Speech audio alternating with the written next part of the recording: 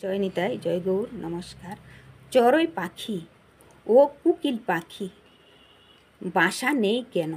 চড়ুই পাখি দেখবেন আমার বাড়িতে, আপনাদের বাড়িতে দালান হোক বা মাটির ঘর হোক বা ছনের ঘর হোক, তারা বাসা করে জীবন কাটায়। এটা চড়ুই পাখির কথা।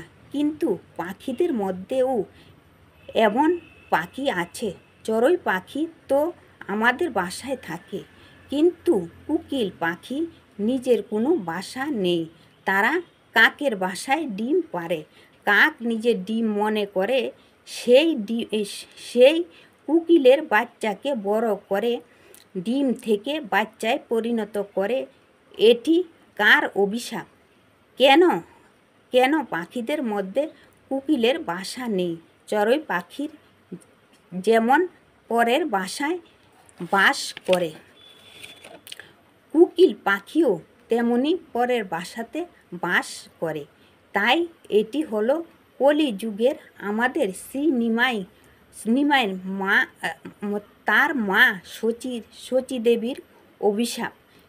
যেই দিন নিমাই নদিয়া ছেড়ে চলে যাবে নিমাই প্রভাতকালে কোকিলের কু কু করে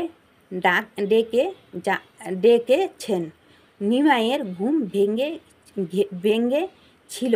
ঘুম ভেঙে প্রভাতকালে শচী মাতা যখন জানতে পারেন আমার নিমাই নেই, শচী মাতা তখন 2 জনকে অভিশাপ করে দিলেন। 2 জন কে? দুজন হলেন, একজন ভারতী গোসাইকে আর এক কোকিলকে।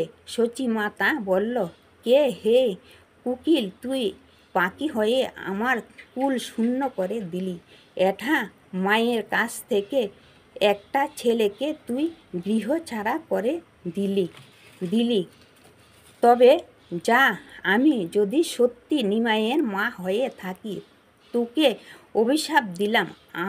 আমার নিমাই যেমন যেখানে সেখানে ঘুরে বেড়ায়, ঠিক সেই রকম তুই জীবনে কোনো বাসা বানাতে পারবি না। নমস্কার।